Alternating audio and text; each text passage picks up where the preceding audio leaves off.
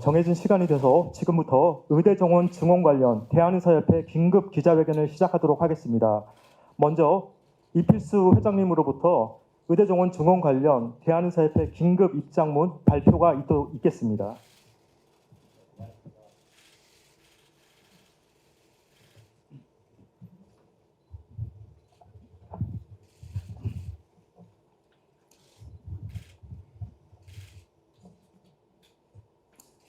의대 정원 증원 관련 대한의사협회의 긴급 입장문을 발표하겠습니다.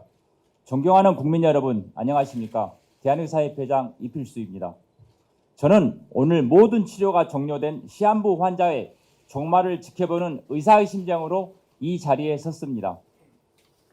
지난 3년간의 코로나19 팬데믹 기간 동안 전국의 의료 현장에는 생명의 위협을 무릅쓰고 맡은 바 자신의 위치에서 희생을 마다하지 않았던 우리 의료진들이 있었습니다.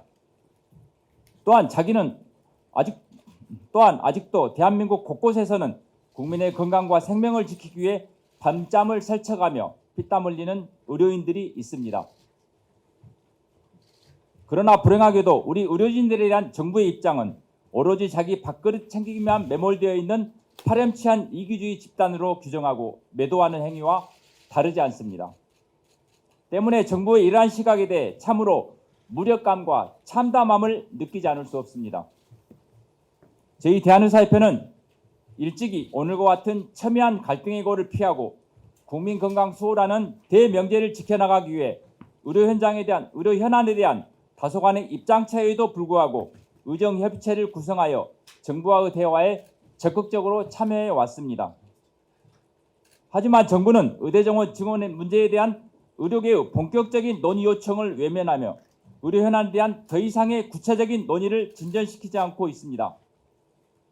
이는 상호 신뢰를 기반으로 한 의정협의체 구성 및 대화와 타협을 통한 문제 해결이라는 상호 간의 약속을 저버리는 것이며 의정 구성원 조정과 조율을 통한 국민의 건강 증진과 보건의료 발전이라는 대원칙을 일방적으로 파괴한 무책임한 태도라 아니할 수 없습니다. 특히 의대 정원 증원 문제는 보건의료계의 주요 현안이자 국민들의 최대 관심사이기 때문에 밤샘 토론을 이어가더라도 국민들께 의협과 정부의 각 주장 내용과 근거를 소상하게 설명드리고 의협과 정부는 각 주장 내용 그 결정에 따라 예상되는 결과를 투명하게 공개할 수 있는 자리를 마련해달라는 의료계의 반복된 제안에도 불구하고 정부는 무응답 무반응으로 일관하였습니다. 의대 정원 증원 문제에 대하여 2020년 대한의사협회의 구사의정합의에 의거하여 의료계와 충분한 논의의 과정을 거치겠다는 수차례의 정부의 약속에도 불구하고 정부는 제22차 회의 이후 대한의사협회의 의대 정원 관련 논의 제안에 어떠한 답변도 내놓지 않고 있습니다. 또한 정부가 최근 발표한 필수의료 정책 패키지에는 그동안 의료현안협의체에서 전혀 논의된 바 없는 국민의 치료 선택권을 제한하는 비급여 혼합진료 금지, 사망사고 및 미용 성형을 제외한 제한적인 특례 적용, 개인 면허 및 면허갱신제 도입 등과 같은 의사 면허에 대한 전반적인 통제 내용을 주요 내용으로 하는 정책을 일방적으로 발표함으로써 그동안에 쌓아온 의정 간의 신뢰를 다시 한번 무너뜨렸습니다. 정부의 의대 정원 증원 및 필수의료 정책 패키지 정책이 그대로 시행된다면 올해를 기점으로 적자 전환되고 곧이어 누적 적립금 소진에 증명하게 되는 건보 재정 문제와 의대 정원 증원에 따른 사회적 비용 증가, 대한민국의 미래를 선도하는 글로벌 경쟁력 강화에 박차에 가해 나가야 할 이공계 교육의 질서 붕괴 등 많은 문제가 예상되고 그에 따른 부담과 불편은 오롯이 국민의 몫으로 돌아갈 수밖에 없음에도 이에 대한 충분한 설명과 사회적 논의가 이루어지지 않았다는 점에 대해서 심각한 우려와 걱정을 제기하지 않을 수 없습니다. 이에 저희 대한의사협회는 의료계의 거듭된 제안에도 불구하고 충분한 논의와 협의 없이 일방적인 정책만을 발표하는 정부의 태도에 깊은 유감을 표하며 거대한 파고와 마주하는 듯한 절박한 상황에서 다음과 같은 입장을 밝힙니다. 하나, 정부가 2020년 구사의정합의 정신을 위반하고 의료현안 협의체를 통한 의료계와의 소통 없이 일방적으로 의대 정원 확대 발표를 강요할 경우 대한의사협회 제41대 집행부는 총사퇴할 것이며 즉각적인 임시대의원 총회 소집 및 비대위 구성에 들어가겠습니다. 아울러 지난 12월 실시한 파업 찬반 전해원 설문조사 결과를 즉각 공개하고 이에 따라서 즉각적인 총파업 절차에 돌입할 것입니다. 하나, 총파업 강행 시 회원, 전공의, 의대생 우선 보호 대책을 마련하였습니다. 총파업 절차 돌입에 따라 회원, 전공의, 의대생에 대한 법적 문제 발생 시 대한의사협회가 적극적인 지원에 나서겠습니다. 이상입니다. 예, 예. 자, 지금부터는 기자님들로부터 질의응답을 받도록 하겠습니다. 혹시 질의하실 기자님들께서는 소속과 성함을 밝혀주시고 질의를 해주시기 바랍니다. 질의하실 때는 좀 마이크를 사용해 주시기 바랍니다. 예, 안녕하세요. 저는 SBS 박재현이라고 합니다. 그 파업 돌입 절차가 이미 그 단계 프로토콜은 마련이 돼 있다고 들었는데 좀 어떤 과정으로 어떤 일정으로 진행되는지 말씀 부탁드립니다. 만약에 정부가 오늘 일방적으로 발표하게 된다면 저희는 집행부 총사퇴와 동시에 일방적으로 저희가 이제 즉각적인 대의원 총회를 소집하여 거기에서 빠른 시일 내에 비대위가 결성될 것이며 거기에 따라서 절차에 따라서 비상대책위원회에서 이제 파업 절차에 돌입할 것입니다.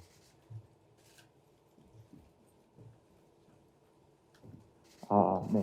메리포뉴스 김민중 기자입니다. 다름이 아니라 어느 쪽에 계시죠? 이필수 회장님, 예. 메리포뉴스 김민중 기자입니다. 다름이 아니라 저번에도 약간 의사들 파업과 관련해서 의대생 전공의들이 참여했다가 좀 불이익을 당했거나 아니면 좀 기대 이상의 호응을 받지를 못해가지고 사실 그 이후에 파업 참여 여부에 대해서 좀 회의적인 반응이 많이 늘어났었습니다. 요번에도 솔직히 이게 반응이 좀 그렇게 예상보다 좀 낮거나 아니면은 뭐 전공의들 의대생들이 불이익을 당할 경우에는 아예 그냥 의지가 꺾여버릴 수도 있을 것 같은데 요거와 관련해서 의협 차원에서 뭐 좀 피해 방지 내지는 그 보상하는 거에 대해서는 어떻게 좀 계획되고 있는지 부탁드립니다. 어제 저녁 밤에 긴급 상임이사에 걸려서 그렇지 않아도 우리가 이번에 만약의 경우에 전공의 의대생 파업이 들어갈 때 전공의 파업 및 의대생들이 어떻게 집단 행동에 들어갈 경우 대한의사협회에서 법적으로 이렇게 보호할 수 있는 그런 그런 결의가 되었습니다. 그렇게 할 것이며 2020년과 비교해서 그때는 10년에 걸쳐서 4천 명이었는데 지금은 숫자가 뭐 4자리 숫자라는 그런 설이 나오고 있는데요.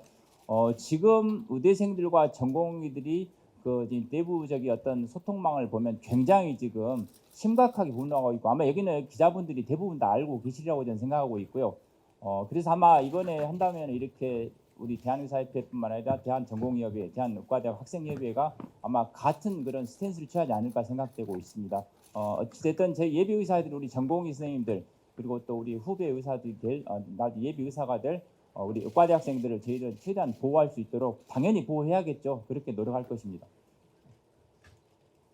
네, 말씀하세요. 네, 라프로시아 손은식 기자입니다.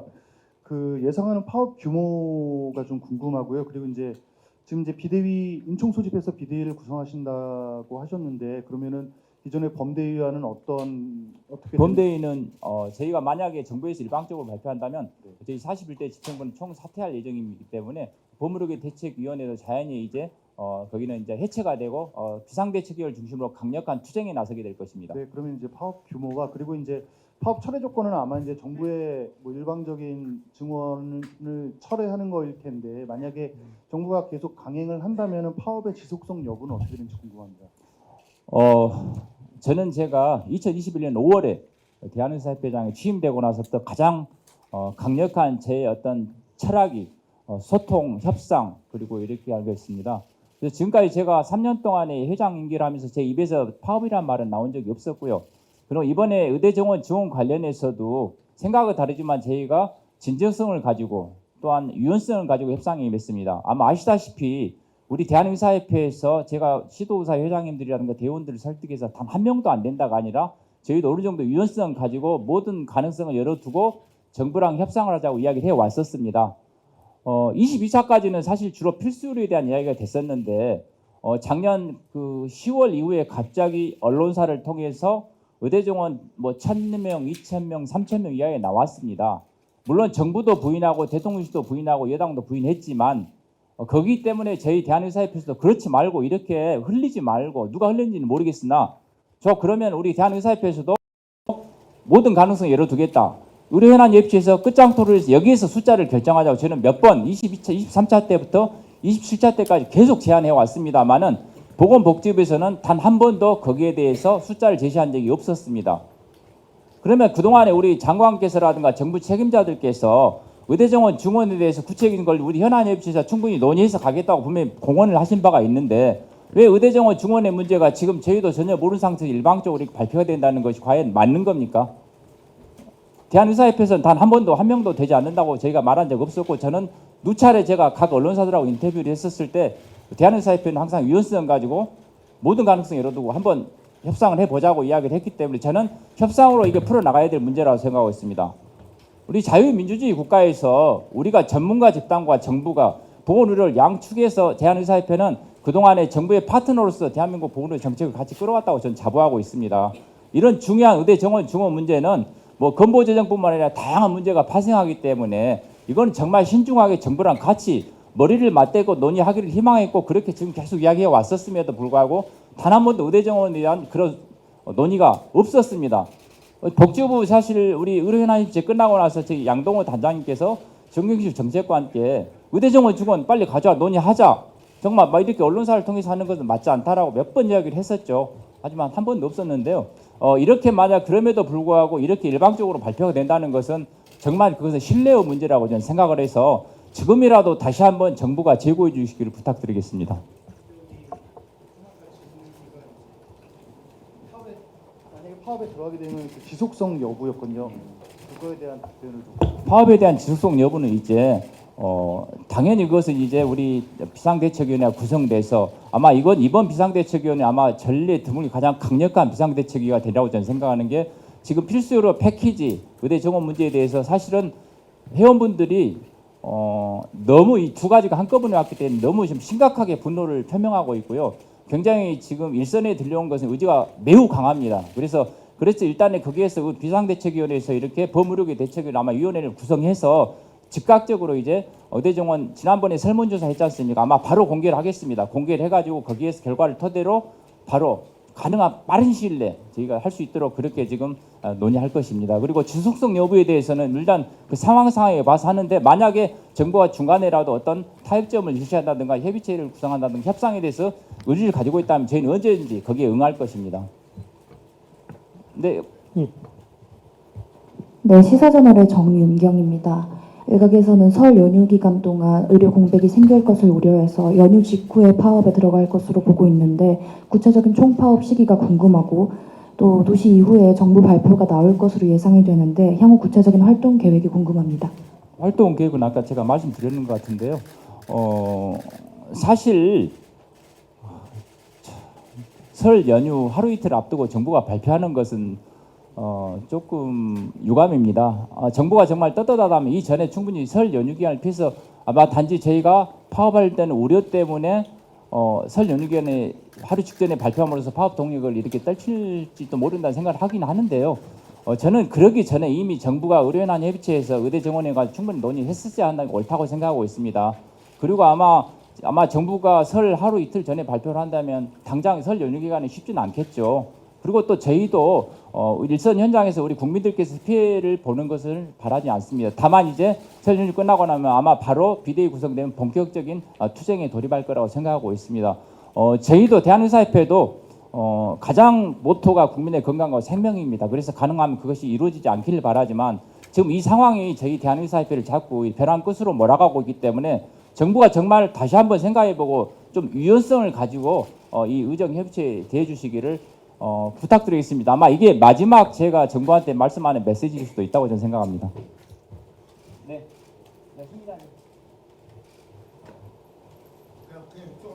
네. 한 가지씩만 물어보세요. 막 연속해서 물어보지 마시고. 네, 그러면은 저기 파업 시기는 방금 말씀해 주셨으니까 지금 사실 국민들의 설문조사 결과나 이런 부분들에 있어서는 파업에 부정적인 의견들도 있고 실제로 2020년에도 파업을 했을 때 정부 그 당시에 코로나 이후 의료진의 우호적인 그 태도들이 국민들이 돌아선 적이 있었는데 이런 부분들을 국민들을 어떻게 설득한 건지에 대해서는 좀 회장님의 의견을 듣고 싶습니다.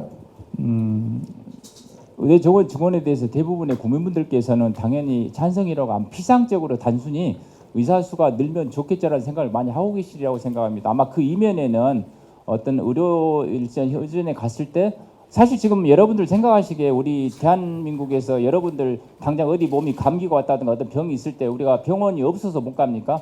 아마 의료 접근성은 저희는 최고라고 생각을 하고 있습니다.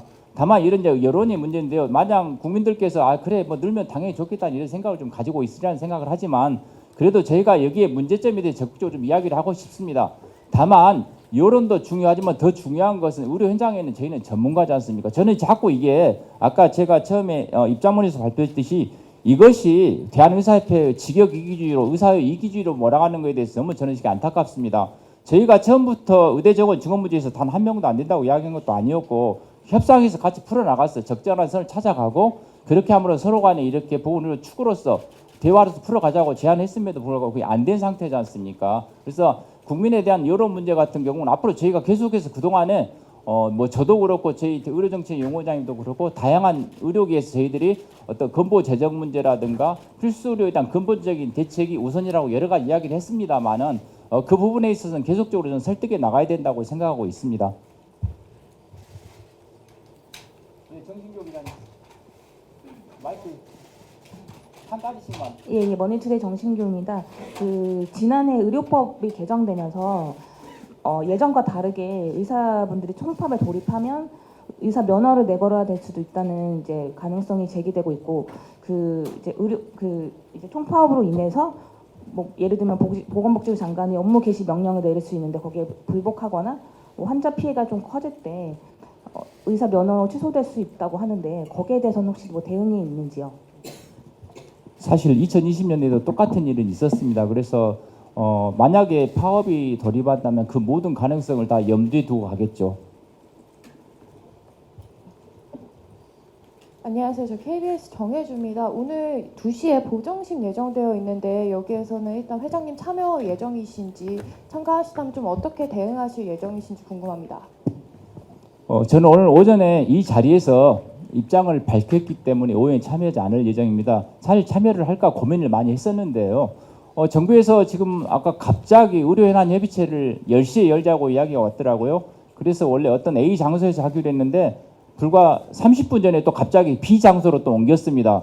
이게 의료현안협의체라는 게 정부와 의료계가 떳떳하게 대화하는 건데 이게 무슨 007 작전도 아니고 이렇게 수시로 옮겨가면서 하는 것 자체가 저는 납득이 안 되고요. 만약 그 자리가 지금 건정심과 의료현안협의체 지나서 건정심 가고 이게 어떻게 보면은 그냥 저희들의 어떤 결론이 이미 정해진 결론이 이끌어진다면 수순이라면 저희가 그 자리에 가가지고 둘레를 설 이유는 없다고 생각하고 제가 그렇게 된다면 저는 대한의사협회장이긴 하지만 14만 회원들이 전 자존심이라고 생각하고 있습니다. 그래서 그렇게 이미 정해진 로드맵을 따라가서 저희가 둘러리려고 하는 것은 의미가 없다고 생각하고 있습니다. 네, 한겨레 김윤주입니다. 의정 협의를 무시하고 일방 확대하는 경우에는 어디 계세요? 여기 있습니다.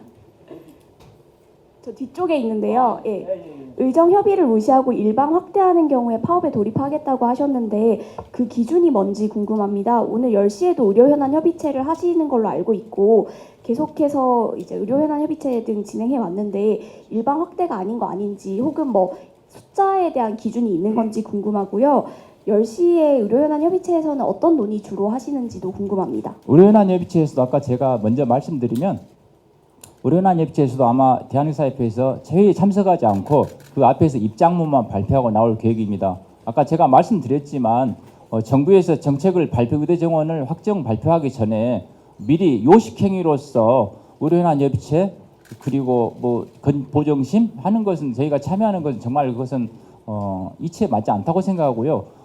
그것은 사실 굉장히 어떻게 보면 같은 정책 파트너로서 전문가 단체에 대한 신뢰라고 생각하고 있습니다. 그래서 그 부분은 하지 않을 거고 그다음에 두 번째 정부가 일방적인 정원이라 했는데요.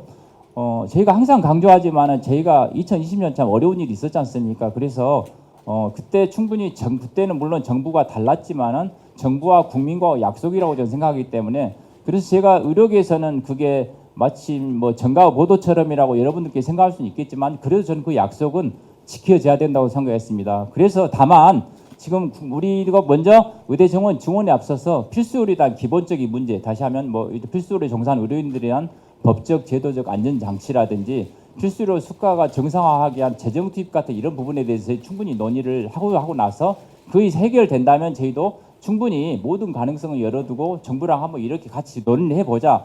접점을 찾아보자. 저는 계속 그렇게 이야기를 해왔었습니다. 그렇지만 이제 저희가 그 접점이 몇 명이 될지는 이 자리에서 밝혀드리는 곤란한 게 정부 생각과 의료계 생각이 다르기 때문에 그래도 끝까지 저는 그래서 제가 밤샘 토론해서라도 그 숫자를 맞춰서 서로 간에 정부와 의료계가 납득할 수 있는 것을 같이 풀어보자는 게 저희 대한의사협회의 생각이었습니다. 매일경제신문사 강민호입니다. 지금 아까 보니까 그 전공의들이랄지 뭐 의대생들이 법적인 피해가 발생되면은 보호 조치를 하겠다고 했는데 구체적으로 어떠한 조치를 해주실 수 있을지 거기에 대해서 말씀해 주시면 감사하겠습니다. 네, 감사합니다. 어저께 저희 긴급 상임위사회에서 법적 조치에 대한 큰 이야기 하겠다는 어떤 쉽게 하면 이렇게 큰 틀에서 어떤 그런 결의안이 통과가 되었고요. 이제 의결되었었고 아마 이제 그 본격적인 거 디테일한 거에 대해서는 아마 저희가 정부가 오늘 이렇게 진행이 일방적으로 된다면 저희가 비상대책위원회를 구성해서 거기서 좀 심도 있게 논의해서 2020년과 같이 그런 의대생들이라든가 전공의가 실제로 피해를 입지 않도록 좀 현실적인 방안을 좀 찾아보겠습니다. 근데 이 자리에서 그 디테일한 부분이 결정되지는 않았고 방향성이 어저께 그렇게 상임위사회 때 의결되었습니다. 네, 저 안녕하십니까. 저 뒤에 있는데요. 저 TV조선 배상윤 기자입니다. 그동안 복지부에서 계속 의협에다가 의대 증원 규모를 제시해라라고 얘기를 했었잖아요. 근데 사실 의협이 한 번 했습니다. 한 번 했었나요? 근데 이제 의협이 공식적으로 규모 자체를 제시를 안 했던 걸로 알고 있는데 의협 측이 규모를 제시하지 않은 게 일종의 시간 끌기 아니었냐 이런 비판도 있었거든요. 거기에 대해서는 어떻게 답변을 하십니까? 자, 그러면 저희가 그 말씀에 대해 할 말이 많습니다. 우리가 의료현안협회를 27차까지 오늘 빼고 지난주까지 27차까지 열었단 말이에요. 숫자에 대해서 이야기하자고 22차 때부터 계속 이야기를 해왔었고요. 자, 그러면 현안협의체에서 우리가 밤샘 토론, 끝장 토론에서 우리도 제시하고 정부도 제시하면 됩니다. 그런데 이렇게 정부에서는 저희가 계속 그 주장에도 불구하고 한 번도 제시하지 않고 있다가 갑작스럽게 여기 생뚱맞다고 봐야겠죠. 의협으로 공문을 보내가지고 숫자를 제시해달라 합니다. 근데 협상이라는 것은 서로 간에 충분히 협상장에서 우리의 생각과 본인들의 생각을 충분히 논의해서 접점을 찾아가는 것이 제대로 된 협상이지 거기에서 서로 공문 보내가지고 몇 명이라고 이렇게 밝히라는 그것이 여러분들께 상식적으로 생각할 때 그게 맞으시나요? 그러면 정부도 우리는 몇 명을 원한다. 너네는 몇 명을 원하냐라고 공문을 보내든지요. 그리고 아까 기자님 말씀하셨지만 한 번 공문 보냈습니다. 여러 차례 아닙니다. 네, YTN 조용성입니다. 다음 달에 의사협회 회장 선거 출마하시나요? 제가 만약 오늘 정부가 일방적으로 한다면 제가 말했지 않습니까? 저 집행부 총 사퇴하면 저는 당연히 안 나갑니다. 저는 회원분들의 권익이 중요하고요. 국민의 건강이 중요하지 제가 회장 재선이 중요하지 않습니다.